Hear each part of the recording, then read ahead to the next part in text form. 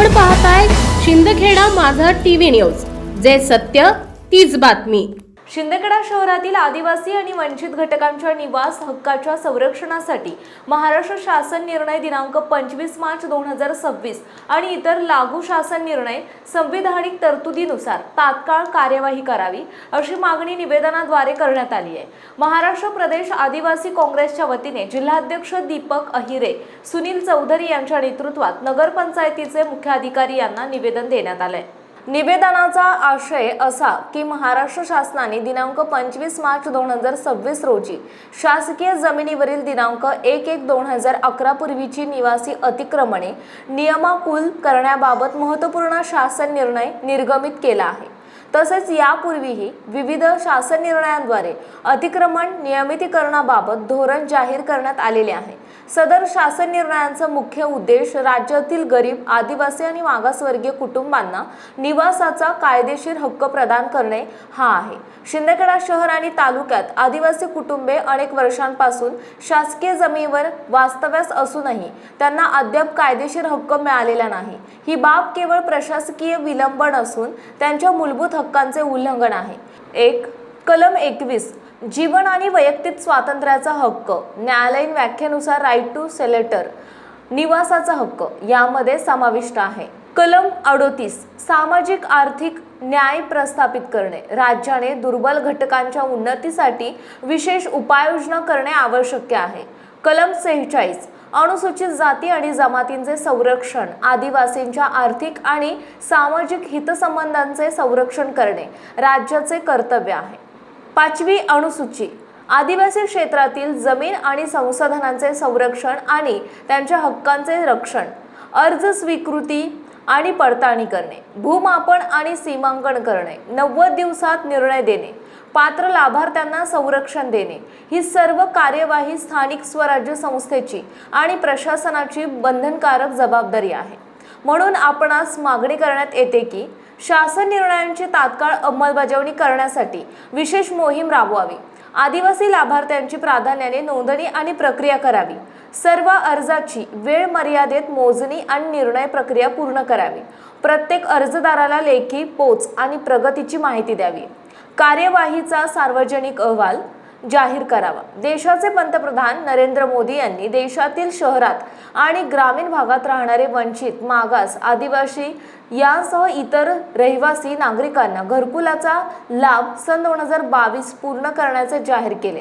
एकही दुर्बल घटक वंचित राहू नये असे असताना शिंदखेडा शहरातील आदिवासी समाजाला ह्या लाभापासून वंचित ठेवलं जात आहे, ही शोकांतिका आहे। ह्यासाठी गेल्या 13 वर्षांपासून आदिवासी आणि इतर वस्तीतील अतिक्रमित जागा नियमाकुल करून 7/12 प्रॉपर्टी कार्ड मिळावे यासाठी आदिवासी काँग्रेसचे जिल्हाध्यक्ष दीपक अहिरे यांच्या नेतृत्वात लढा सुरू आहे। विविध निवेदने आणि आंदोलने केलीत। भूमिलेख कार्यालयात मोजमाप जमा पावत्या देखील फाडल्या आहेत, मात्र नगरपंचायत याकडे सपसेल दुर्लक्ष करीत असल्याचा आरोप केला तर 25 मार्च 2026च्या शासन निर्णयाचा विचार अभ्यास करून आता तरी आदिवासी बांधवांना घरकुल लाभापासून वंचित ठेवू, लवकरच अतिक्रमित जागेचे नियमाकुल करून 7/12 प्रॉपर्टी कार्ड मिळून घरकुलाचा लाभ मिळाला अशी मागणी देखील निवेदनातून दीपक अहिरे आणि सुनील चौधरी यांनी ह्या प्रसंगी केली। तात्काळ अंमलबजावणी न केल्यास आंदोलन छेडण्याचा इशारा देण्यात आला। ह्यावेळी जिल्हाध्यक्ष दीपक अहिरे, नगरपंचायतीचे माजी विरोधी गटनेते सुनील चौधरी, परीक्षित देशमुख, रमेश भील, भानुदास भील, संजय मोरे, बापू मालचे, भटू मालचे, दीपक सोनवणे, अशोक मालचे, सुनील सोनवणे, चंद्रदीप अहिरे, आनंद कसबे, कामदेव भील, जब्बार पिंजारी, गोविंद मुळे उपस्थित होते। नमस्कार, मी आज दीपक अहिरे, माजी नगरसेवक आणि परतोत। तसेच आज आम्ही सन्माननीय शिंदखेडा नगरपंचायतीचे मुख्य अधिकारी साहेबांना निवेदन देण्यात आलं। सुनील भाऊसाहेबच्या नेतृत्वात आमचे मार्गदर्शक परिषद भाऊ देशमुख आणि आदिवासी काँग्रेस आज आम्ही जो पत्र दिला महाराष्ट्र शासनाने मार्चात जो अधिवेशन सुरू झाला महाराष्ट्राचा त्याच्यात सन्माननीय मुख्यमंत्री साहेब देवेंद्रजी फडणवीस आणि महसूल मंत्री बावनकुळे साहेबांनी जाहीर केलं का 2011च्या पूर्वीचे जे काही अतिक्रम असेल, गावठाण असेल ते नियमाकुल करण्यात यावं। त्याच्यासाठी आम्ही आज सन्माननीय मुख्य अधिकारी साहेबांना का शिंदखेडा शहरात आणि परिसरात जे गोरगरीब असतील SC ST कुठल्याही जाती धर्मातला अतिक्रमत असेल गावठाणमध्ये असेल त्याचा नियमाकुल करून त्यांना तात्काळ सातबारा मिळावा म्हणून आज आम्ही सुनील भाऊसाहेब असतील आणि परिषद भाऊ देशमुख असतील आणि आदिवासी काँग्रेसच्या माध्यमाने दिलं. असं आम्ही ही मोहीम इथं थांबवणार नाही. आम्ही जिल्हाधिकारीपर्यंत हे पत्र देणार आहोत सुनील भाऊसाहेब आणि आमच्या नेतृत्वात. कारण आम्ही 13 वर्षापासून 2017 पासून सन्माननीय सुनील भाऊसाहेब विरोधी पक्ष नेते होते. मी स्वतः परतोद होतो आणि काँग्रेस आम्ही सतत लढत होतो. परंतु विरोधात असल्यामुळे हे घरकुल ते पंतप्रधान घरकुल सर म्हणजे हे तर सर्वसामान्य मिळायलाच पाहिजे होतं. आदिवासींना असेल दलितांना असेल.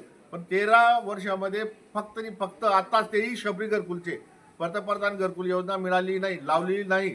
हा मोठा अन्याय आहे. परंतु आता ठीक आहे 2011चा निर्णय पूर्ण असेल तेव्हा आम्ही नियमाकुल करावं म्हणून आम्ही शिंदखेडा नगरपंचायतीला आज पत्र दिलं की तात्काळ याच्यात सर्वे झाला पाहिजे आणि जो काही त्याच्यात बसत असेल त्याला प्रॉपर्टी कार्ड मिळला पाहिजे. आपली जय जवाहर जिंदाबाद जय काँग्रेस. नगरपंचायत येथे दीपक भाऊ वैरे, परिषद भाऊ देशमुख आणि सर्व आदिवासी बांधव यांच्या आदिवासी बांधवांवर जो अन्याय होतोय 13-14 वर्षापासून एकही घरकुल मिळत नाही आहे. आणि सध्या आता बावनकुळे साहेबांनी जो GR काढलेला आहे त्या GRच्या माध्यमातून शिंदखेडा शहरात पूर्ण गावठाणचा सर्वे करून त्यांना प्रॉपर्टी कार्ड मिळवून द्यावं आणि या ठिकाणी घरकुलचा रस्ता मोकळा करावा अशी आम्ही या ठिकाणी काँग्रेसच्या वतीने आज एक निवेदन दिलेलं आहे. परंतु ह्या निवेदनाची दखल नाही घेण्यात आली. तर या ठिकाणी तीव्र आंदोलन किंवा आमरण उपोषणसुद्धा आम्ही या ठिकाणी करू अशी या ठिकाणी आज त्यांना एक इशारा देऊ इच्छितो. आणि प्रशासनाने नगरपंचायतने या ठिकाणी लवकरात लवकर या ठिकाणी आपली प्रोसेस आपण चालू करावी एवढी विनंती करतो. काँग्रेस पक्षाचा विजय असो. अखिल भारतीय काँग्रेस पक्षाचा विजय असो. संपादक यादवराव सावंत, शिंदखेडा माझा.